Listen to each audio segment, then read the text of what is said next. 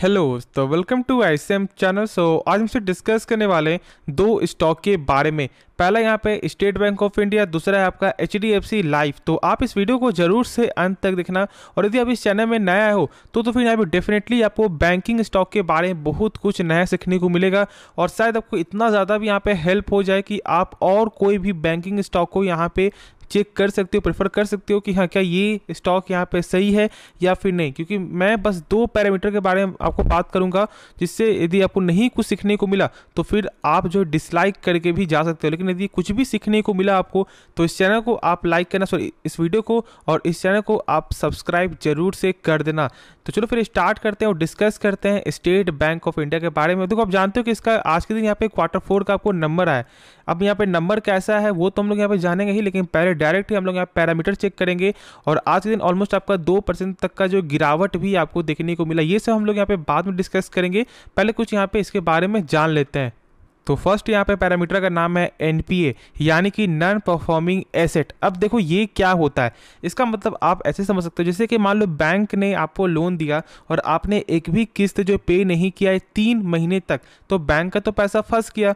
और आपको आरबीआई के अनुसार किसी भी बैंकिंग कंपनी का या फिर आपका फाइनेंशियल कंपनी का जो एनपीए यानी कि एक तरह का बैड जो लोन है ना, वो 3% से कम होना चाहिए। अब यार बहुत से लोग क्या सोचते होंगे कि यार मान लो थोड़ा सा 3% से यहाँ पे ज़्यादा यहाँ पे आपको हो भी जाता है तो फिर क्या होगा। देखो आप सोच भी नहीं सकते कि स्टॉक में कितना ज़्यादा प्रेशर हो जाएगा। जैसे कि अभी फिलहाल आपका बंधन बैंक है, आपका आरबीएल बैंक है, उतना ज़्यादा यहाँ प्रेशर क्यों है। जहाँ पर स्टॉक का प्राइस था 400 500 और अभी कितना है 200 150 ऐसे प्राइस देखने को मिल रहा है। कारण यहाँ पे एनपीए ये है, एनपीए बहुत ज़्यादा यहाँ पे इम्पॉर्टेंट पैरामीटर है, खास तौर से बैंकिंग या फिर आपका फाइनेंशियल पैरामीटर के हिसाब से यदि हम लोग चेक करेंगे तो। अब देखो यहाँ पे कितना इसका एनपीए देखने को मिलता है, तो यहाँ पे साफ तौर से क्या है कि आपका ईयर ऑन ईयर हिसाब से यहाँ पे आपका 1% से यहाँ पे घटकर आपका हो चुका है 0.67%, जो गजब नंबर है। क्योंकि जितना कम रहेगा ना उतना ही यहाँ पे अच्छा है। फिर देखो यहाँ पे क्वार्टर के हिसाब से तो यहाँ भी आपका 0.77% से घटकर आपको हो चुका है 0.67%, तो गजब का यहाँ पे एनपीए देखने को मिला है। लेकिन देखो सबसे टॉप में जो अभी फिलहाल एनपीए के मामले में जो बैंक चलता है ना, वो है आपका एचडीएफसी बैंक। उनका रिकॉर्ड क्या है कि 10 सालों में जो उनका एनपीए है वो 0.5% के ऊपर जो है नहीं गया है, और इसलिए वो एक खास बैंकिंग स्टॉक है और इसलिए लोग उसे ज़्यादा प्रेफर करते हैं। तो इसलिए आपको पैरामीटर के बारे में नॉलेज ज़रूर से होना चाहिए। लेकिन स्टेट बैंक अब लगातार अपने एनपीए को यहाँ पे कम करते हुए दिखाई दे रहे हैं और यही इनको खास बना रहा है। अब देखो एक और पैरामीटर है जो आपको जानना ज़रूरी है, और वो क्या है यहाँ पे, वो है आपका कैपिटल एडिकेसी रेशियो। अब देखो ये कहाँ तौर पे ये क्या होता है पहले वो यहाँ पे आप जान लो। देखो इसका मतलब आप ऐसे समझ सकते हो जैसे कि मान लो किसी भी बैंकिंग कंपनी का जो है ना एनपीए यहाँ पे आपको चला गया 3.5% 4% मान लो, तो फिर क्या उनके पास कुछ बैकअप मनी है या फिर नहीं। और देखो बैकअप मनी आपको बताता है सीएआर, जो आरबीआई के अनुसार जो है 9% के ऊपर होना चाहिए। और यदि हम लोग यहाँ पे चेक करें ना तो क्या देखने को मिलता है, आपका 13.83% से बढ़कर आपको चुका है 14.68%। फिर देखो यहाँ पे क्वार्टर हिसाब से तो यहाँ पे 13.27% से बढ़कर आपको चुका है 14.68%। तो आपको ये तो समझ में आ रहा है ना कि यहाँ पे कंपनी का जो एनपीए भी सही है और आपका सीएआर भी सही। देखो सीएआर जितना ज़्यादा होगा ना उतना ही अच्छा है, क्योंकि बैकअप मनी जितना ज़्यादा होगा उतना ही यहाँ पे स्ट्रॉन्ग कहलाएगा। तो ये गजब का नंबर दोनों ही आपको देखने को मिल रहा है। अब हम लोग यहाँ पे इसका चेक करते हैं कि कैसा जो है नंबर देखने को मिला है, और आगे भी हम लोग यहाँ पे डिस्कशन करेंगे कि क्या बाई करना सही रहेगा या फिर नहीं। यदि आपको इस वीडियो में अभी भी कुछ भी सीखने को मिला है ना, बस आप एक लाइक कर देना।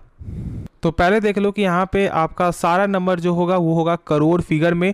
तो चेक करते हैं पहले यहाँ पे टोटल इनकम जो है क्या देखने को मिल रहा है। तो देखो यहाँ पे टोटल इनकम में क्या देखने को मिल रहा है ना, 1,36,000 करोड़ है। ठीक है, ऑलमोस्ट देखो यहाँ पे आपका ईयर के हिसाब से जो है 1,08,000 करोड़ से बढ़कर आपका चुका है 1,36,000 करोड़। फिर देखो यहाँ पे क्वार्टर हिसाब से तो यहाँ भी आपका 1,27,000 करोड़ से बढ़कर ही आपका हो चुका है 1,36,000 करोड़। यानी कि यहाँ पे जो है आपका ईयर ऑन ईयर भी सही है और आपका क्वार्टर ऑन क्वार्टर भी यहाँ पे जो है नंबर आपका सही देखने को मिल रहा है सेल्स के हिसाब से, यानी टोटल इनकम के हिसाब से। अब हम लोग यहाँ पे डायरेक्ट चेक करते हैं कि क्या इसका यहाँ पे प्रॉफिट फॉर द पीरियड यहाँ पे सही है या फिर नहीं। तो आप यहाँ पे देख रहे हो कि डायरेक्ट यहाँ पे जंप देखो, ऑलमोस्ट यहाँ पे डबल जंप है आपका। यहाँ पे 9,000 करोड़ से बढ़कर आपका हो चुका है 18,000 करोड़ ऑलमोस्ट। फिर देखो यहाँ पे आपका क्वार्टर भी तो 15,000 करोड़ से बढ़कर ही आपका चुका 18,000 करोड़। यानी कि आपका ओवरऑल जो नंबर है यहाँ पे कंपनी ने गजब यहाँ पे दिखाया है। और देखो ये मार्केट के बाद है, ऑलमोस्ट यहाँ पे 10 मिनट बाद ही यहाँ पे ये नंबर आपको आते हुए दिखाई दिया है। लेकिन देखो एक चीज़ आपको जरूर से समझना है कि इस नंबर को यहाँ पे मार्केट एक्सेप्ट करता है या फिर आपको रिजेक्ट करता है ना, ये कल ही मालूम चलेगा। तब तक के लिए आप अभी यहाँ पे होल्ड करके चलो। अभी बाई कल करने जो कल तो मालूम चली जाएगा ना, उसके बाद हम लोग यहाँ पे इसके बारे में जानेंगे कि क्या बाई करना सही रहेगा या फिर नहीं रहेगा। लेकिन एक चीज़ यहाँ पे जरूर से आप समझ लेना, बैंकिंग स्टॉक को हम लोग ज़्यादातर आपको प्रेफर तब करते हैं जब आपको सेफ रिटर्न चाहिए, यानी कि ऑलमोस्ट आपको 8% का 9% का आपको हर ईयर यहाँ पे रिटर्न मिल जाए। तो उस हिसाब से हम लोग यहाँ पे बैंकिंग स्टॉक को बाई करते हैं। तो ये आपको नॉलेज जरूर से होना चाहिए। तो कल के बाद हम लोग यहाँ पे डिस्कस करेंगे कि क्या शॉर्ट टर्म के लिए बाई करें या फिर नहीं करें। तो चलो फिर हम लोग यहाँ पे नेक्स्ट स्टॉक के बारे में डिस्कस कर लेते हैं। तो अब हम लोग यहाँ पे बात करेंगे HDFC लाइफ के बारे में। देखो आज आपका यहाँ पे फ्लैट ही क्लोजिंग देखने को मिला है, ऑलमोस्ट आपको 562 के लेवल पे ये स्टॉक अभी देखने को मिल रहा है। और ऐसे तो मैंने यहाँ पे आपको 500 से मैंने कहा था कि आप इस स्टॉक को बाई कर सकते हो, क्योंकि ये अपने सपोर्ट के ऊपर जो है चलते हुए दिखाई दे रहा है। जब इसका लेवल जब 480 में था ना, तो मैंने बाई करने का सलाह नहीं दिया था। बहुत लोग ऐसा बोलते हैं कि सर जब प्राइस आपका चल रहा है इतना कम, तो फिर आप जो है 215 में भी या फिर कोई भी एक आप हाई प्राइस से क्यों बोलते हो। देखो मेरा काम आपको बताना टेक्निकल वाइज से, यदि आपका टेक्निकल जब स्ट्रांग होता है ना, तो कहीं ना कहीं आपको सपोर्ट मिलता है। और इसलिए मैंने कहा था कि आप 480 में ना बाई करके 500 में बाई करो। और देख सकते हो कि यहाँ पे बार बार क्या हो रहा है कि 530 540 के रेंज में आ रहा है, फिर से एक जंप आते हुए दिखाई दे रहा है। क्यों? क्योंकि 500 जो लेवल है ना, वो एक इंपॉर्टेंट सपोर्ट लेवल था। तो ये चीज़ आपको जरूर से यहाँ पे समझना है। और मैं नहीं चाहता कि आप एक हाई प्राइस में स्टॉक को बाई कर लो। मेरा काम है कि आप जो है पैसा बनाओ, ठीक है। थोड़ा आप 10 रुपये 20 रुपये यदि आप चेक कर रहे हो, तो फिर तो यहाँ पे आप फंस भी सकते हो ना। क्योंकि मान लो यदि 480 आपका लेवल रहता लेकिन 500 सपोर्ट के ऊपर नहीं गया, तो फिर शायद स्टॉक आपको 450 में देखने को मिल जाता। तो इसलिए मैंने कहा था कि 500 के ऊपर ही यहाँ पे आप बाई करना।